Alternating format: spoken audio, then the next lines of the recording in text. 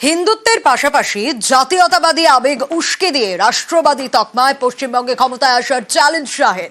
রাষ্ট্রবাদী দল তৃণমূল পাল্টা কটাক্ষ রাজ্যের শাসক দলের, কড়া আক্রমণ বামেদেরও। बंगाल केवल भारतीय जनता पार्टी के लिए जीतना जरूरी नहीं है। भारतीय जनता पार्टी के लिए जीतना तो जरूरी ही है, परंतु बंगाल देश के लिए भी भाजपा या तो कोई भी राष्ट्रवादी दल जीते ये बहुत जरूरी है। इसलिए हम बंगाल के पीछे। বছর ঘুরলেই রাজ্যে বিধানসভা ভোট, এখন থেকেই কোমর বেঁধে ময়দানে সব পক্ষ। এই পরিস্থিতিতে বাংলা জয়ে জাতীয়তাবাদের আবেগ উস্কে দেওয়ার চেষ্টা করলেন অমিত শাহ। 4 से हम 77 पहुंचे एक चुनाव में, तो 77 से कितना होता है जरा गुणाकार करो।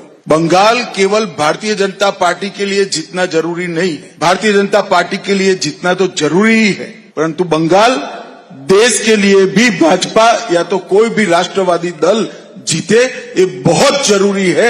इसलिए हम बंगाल के पीछे। রাষ্ট্রবাদী বাংলা দলের জন্য বাংলা জেতাটা জরুরি যদি অমিত শাহ মনে করে থাকেন, তো রাষ্ট্রবাদী দল তো তৃণমূল কংগ্রেসও রাষ্ট্রবাদী দল। ব্রিটিশের দালালি করেছে এই বিজেপির আইডিওলজির পুরনো লোকেরা, তাদের কাছ থেকে আমরা রাষ্ট্রবাদ শিখব না।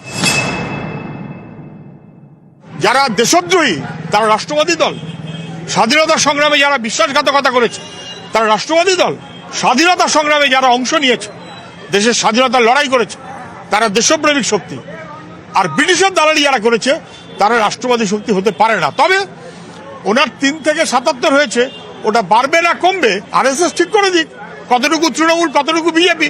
তৃণমূল থাকলে বিজেপি জেতা হয়, বিজেপি থাকলেও তৃণমূলের জেতা হয়। 400 किलोमीटर बॉर्डर ऐसी है जहां पर बंगाल सरकार हमें बॉर्डर करने फेंसिंग करने के लिए भूमि नहीं दे रही।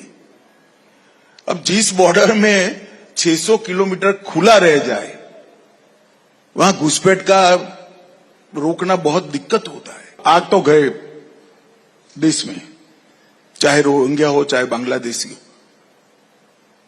उनका वोटर कार्ड कहां बन रहा है? वो सारा वोटर कार्ड बंगाल के 24 परगना जिले से ही बनता है। और वो कहती है आधार कार्ड भारत सरकार की एजेंसी अंतर्गत कलेक्टर होता है जो आपके अधीन है। इलेक्शन कमीशन की भी एजेंसी तो कलेक्टर ही होता है जो आपके अधीन है, परंतु ये सब इंडिया अलायंस की पार्टियों को उसमें अपना वोट बैंक दिखाई। मगर मैं तो इस मंच का उपयोग कर बंगाल की जनता को कहता हूं इसका एक सरल समाधान है, इस बार कमल फूल की सरकार बना दीजिए, अपने आप समाधान आ जाएगा। স্বরাষ্ট্রমন্ত্রী অমিত শাহ তিনি নিজের ব্যর্থতা ঢাকতে সত্যের অপলাপ করছেন।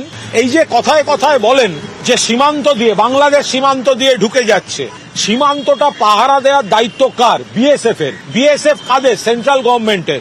সেন্ট্রাল গভর্নমেন্টের কোন ডিপার্টমেন্টের? Home ministry. হোম মিনিস্টার কে? অমিত শাহ।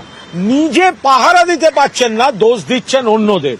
যদি ধরা যাক নদী আছে, যদি ধরা যাক জঙ্গল আছে, তার জন্য তো সীমান্ত রক্ষী বাহিনীর তার আলাদা আলাদা ফোর্সও রয়েছে। ফলে সীমান্ত পাহারা দেওয়ার দায়িত্ব কিন্তু রাজ্য পুলিশের নয়। ওনারা ধর্মের নামে ভেদাভেদ করতে গিয়ে ডিস্টর্টেড ফ্যাক্টস মানুষকে দিয়ে কনফিউজ করতে চাইছেন। পর্যবেক্ষকদের একাংশের মত, 26-এর দিকে তাকিয়ে বঙ্গ বিজেপি মেরুকরণের অস্ত্রে শান দিচ্ছে। নিউজ 18 রাইজিং ভারত সামিটে অমিত শাহেরও একই সুর। প্রথমে মেরুকরণে শান, তারপর সেই সূত্র ধরে জাতীয়তাবাদের আবেগ উস্কে দেওয়ার চেষ্টা। बंगाल केवल भारतीय जनता पार्टी के लिए जीतना जरूरी नहीं है। भारतीय जनता पार्टी के लिए जीतना तो जरूरी ही है, परंतु बंगाल देश के लिए भी भाजपा या तो कोई भी राष्ट्रवादी दल जीते ये बहुत जरूरी है। इसलिए हम बंगाल के पीछे। রাষ্ট্রবাদী বাংলা দলের জন্য বাংলা জেতাটা জরুরি যদি অমিত শাহ মনে করে থাকেন, তো রাষ্ট্রবাদী দল তো তৃণমূল কংগ্রেসও রাষ্ট্রবাদী দল। ব্রিটিশের দালালি করেছে এই বিজেপির আইডিওলজির পুরনো লোকেরা, তাদের কাছ থেকে আমরা রাষ্ট্রবাদ শিখব না। নিউজ 18 বাংলা।